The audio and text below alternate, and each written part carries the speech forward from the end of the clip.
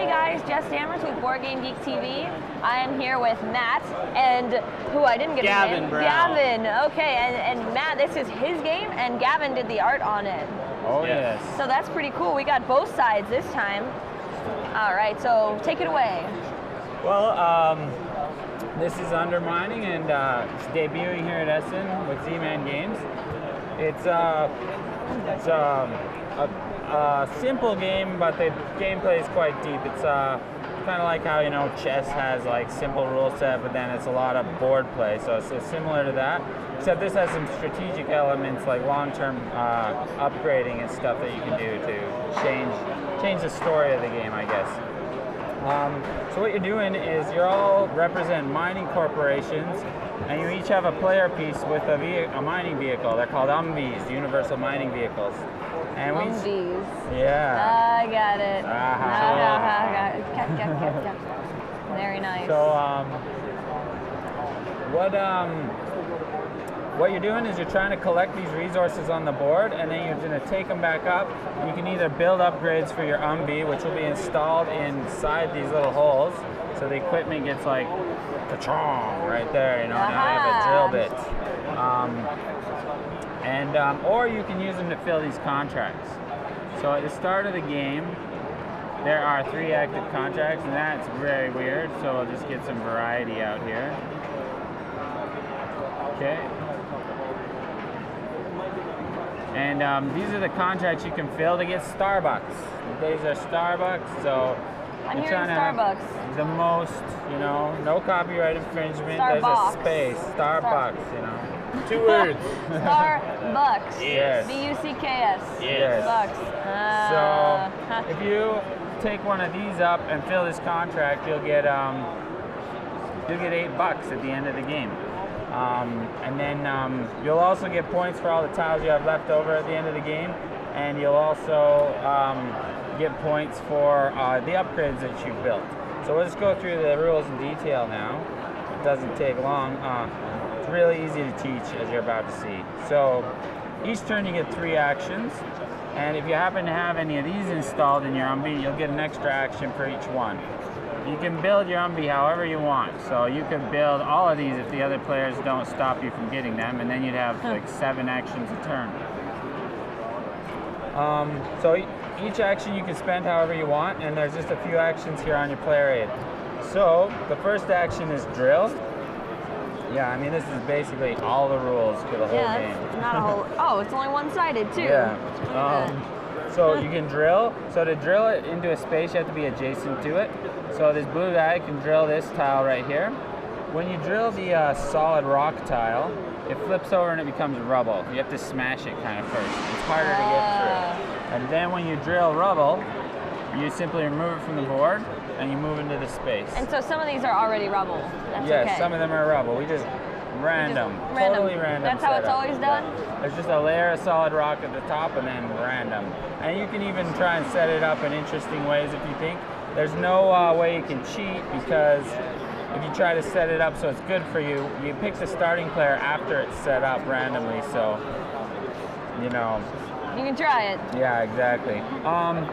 So when you drill rubble, this is another rubble I could spend in action, and you always move into the space whenever you remove a tile. You're drilling into it, right? So okay. The next action is drive. And you can move through spaces, but only if they're empty. So this didn't count as a drive? No, it did not. You drilled into it. Whenever you take a tile off, you follow right it into the okay. space. So now, if they wanted to, and they wouldn't, but hypothetically, you could take an action to move back up 2 spaces. Okay? So what you're trying to do is get full of stuff. And this guy didn't start in a very good spot, and he didn't have to start. We get to pick where we want to start at the start of the game. He gets started here, because this is all rock and rubble, so it's not very lucrative for him. So let's say he started here and he drilled away this rock and rubble, and now he's drilling this titanium. He can put it in one of his available cargo bays. Everyone starts with 2. Then he can spend an action to come over here and get uranium, and now he's full. So he can't drill anymore. He can drill through stuff that won't go in his cargo bays, but anything that would go in his cargo bay, he can't drill it. So let's say he drills... Small cargo bay. Oh yeah. Oh yeah. No, it's a big uranium. Oh. It's not okay, a small. I see. No, and so let's say he drills through here, and then he moves so it's one action and then one action back to the refinery. So now he's at the refinery, and down below you'll see there's a little fine line there. All these actions must be performed at the refinery. Just this little one here. The first action under there is unload. So you have to come back to the refinery to unload, and then you can spend an action to put all your stuff in the warehouse. Once it's there, you can use it to either buy the upgrades or fill the contracts. Both of those actions you have to be at the warehouse for. So you always have to come back if you want to do anything fancy. When you're way over here, it can take a while to get back. No, there's a trick to that. The next action I'll explain is the portals, and that's what these are. Whenever you're on a portal, you can spend an action to travel to another portal that's open. Now, this portal is always open because it's above the surface. Basically, above the surface, there is a rule where any number of players can be present. Below the surface, you are occupying the space. And you'll notice that these are 4 times bigger. So it's faster to travel on the surface because you can move farther. And so once you uncover these, they become active and they become shortcuts to get back, basically. Right. So you can pretty much use this to get here anytime. Anytime, or even you could come right up under here and go right into the factory.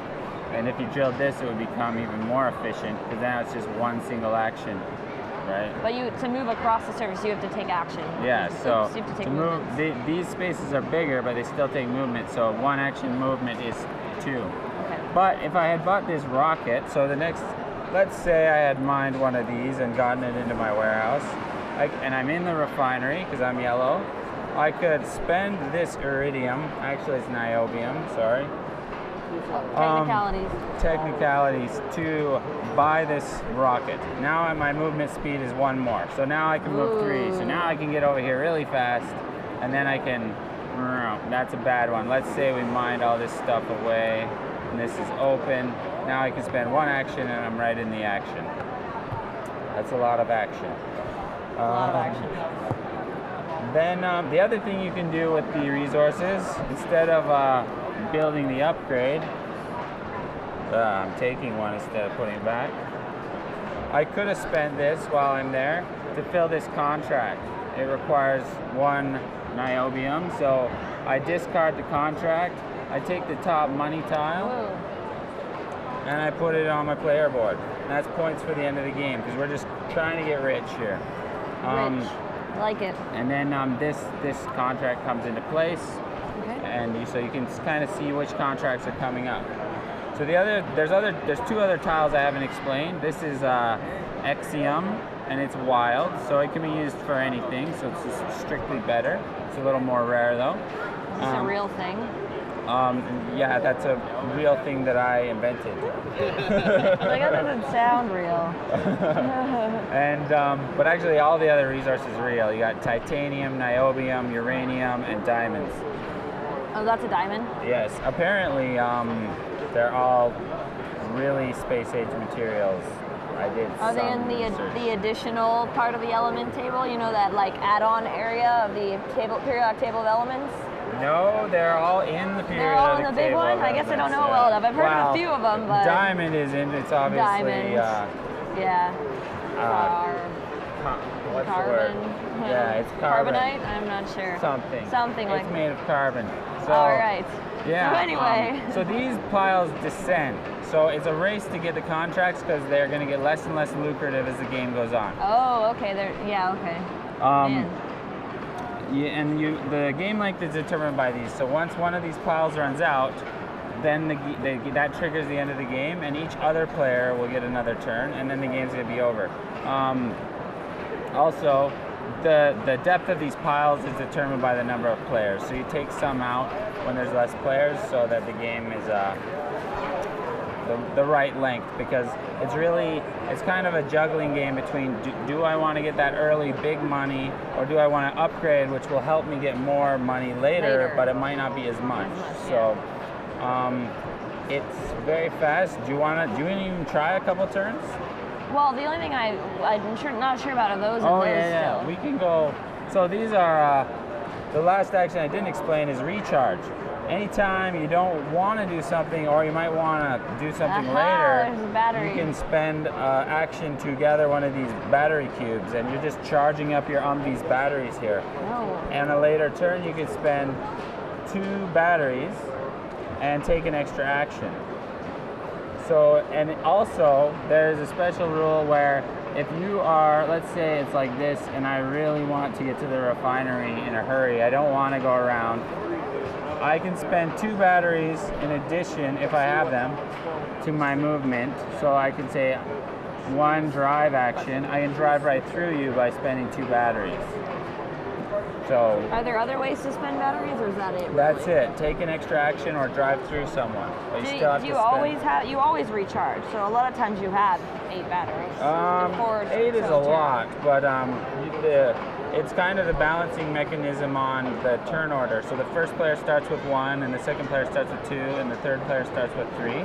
And then, you know, depending, a lot of times you might have the diamond, but you don't have any of this.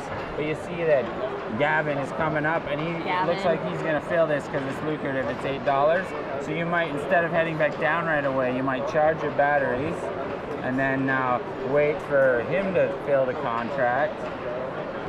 And then all of a sudden the diamond comes out for you and you nab it. And it's always good to keep a couple extra batteries in case you get blocked in.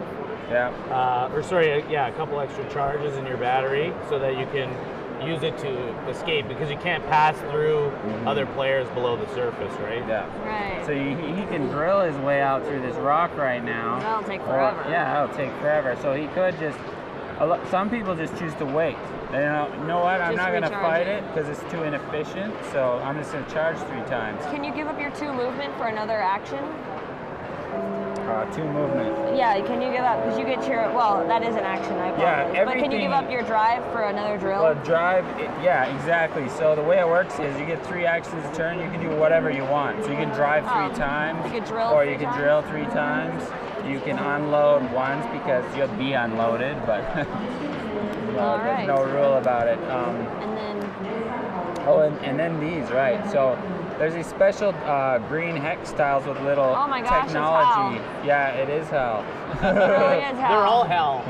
Yeah, they're all kind of, they got the creepy eye staring into your soul. But when you get one of these in a cargo bay, and you are at the refinery, let's say I'm unloading, instead of putting it in your warehouse, you'll notice there's no place for it. You just discard it, and you draw one of these tiles. And they're a one-off ability that allows you to, so you can just discard this card on your turn to do what it says. In this case, it allows me to teleport to any portal, even a closed one. And if it is a closed one, I can put this directly into my warehouse. Oh wow! So, it just goes straight to the warehouse. That's a cool card. Yeah, it's basically switches the spot of you and the good. And then now I've opened up this part of the board. And like he was saying, it's important to have the batteries in case somebody's in your way and you want to pass through them. But another way people play is, let's say I have 3 actions right now. You can play very defensively, so you don't have to worry about that. This is action 1. This is action 2. And then my third action could be to come back here to the portal. And now I know I'm not blocked in. If I had stayed here, and then this person goes 1, 2, now how am I going to get out of here, right? I have to wait. I'm at their will. So that happens a lot, I take it. It happens a lot at first, but you very quickly start playing defensively and not going into situations. It's kind of easy to tell when you're going to be in trouble. So it's kind of a push your luck greed thing. Do I think he wants to come down here too? Like some people choose to risk it, but I'm a very defensive player, so I always make sure that my way out is secure. Yeah. And it's very much in your control. Okay. And then these cards, do they have to be played that turn, or no? Can You can play them anytime during the game. If you don't play them by the end of the game, you get a point for it. And 35 points is about the winning score, so it's not nothing. And yeah, you'll also get points at the end of the game for the upgrades you've built. If you build 1 upgrade, you get 4 points. If you build 2 upgrades, you'll get 7, and that's 9 for 3. And if you have 4 or 5, it'll be 10 points. And yeah, the other thing I'd like to say about it is I've seen people win without a single upgrade, and I've seen people win without a single high point contract. So it can go either way. And what are you guys' favorite build? Well, you go first. I'm a pretty diverse kind of guy. I generally, I always get a +1 action. You got to get a cargo bay. I generally think so. But I've seen all sorts of builds. Yeah. I usually try to diversify. I like a well-rounded Humvee. Yeah. I tend to not diversify as much. If I could have my choice, I generally like to get a lot of cargo bays and a lot of drill bits. And each trip takes me a really long time because I only have 3 action and low movement, but I come back with a lot of stuff. I don't need the extra actions. That's something I let other Below people him. do. No, it's not good. No. But the interesting thing about the upgrades is that a lot of them kind of synergize. So people really like to specialize, and that is useful in certain ways, but at the same time, you can't really say one is better than the other because as soon as you get one, it makes the other ones better. It's very contextual. For example, if I have a drill bit, I now drill more efficiently, but if I have another action, now I have another action that can drill more efficiently. So this got better when I got that. Right. So Interesting. it's kind of... And the different Humvee build-outs, the game feels different. Yeah. Like when you depending Yeah, I can on tell your it would build. really change the Yeah, so play if of the I game. choose a different strategy next game, it feels like my Humvees actually works much differently. Yeah, and the other thing is it's really based on the opportunity on the board because they cost a specific resource. So if you like cargo bays a lot and all the titanium happens to be lower on the board, you're not gonna be able to go that way every time. It's kind of like I don't know. Well, you have to kind of play the board and play the game based on the game state. It's not really there's like no you can't just do whatever you want because Yeah. it's different. The opportunities are different each time you play. Right. All right. And then this side of the board is, I'll just say that the board is double-sided and that the other side is a lot more open. You see all this terrain that's blocking us? This is the, if you like to compete or if you have a lower player count, this side is very interactive. Very cool. And then the other side is a lot more open. And I can see it's for up to 5 players. Yeah, it's 2 to 5 2 to players 5? and it scales very well. It's 45 minutes with 5 players, I would say. And if it's your first time reading the rules and teaching, you're probably looking at 60. It's very easy to learn and cool. teach. Awesome. Well, it looks great. Thanks. Thank you for showing this to us. No, thanks for having us.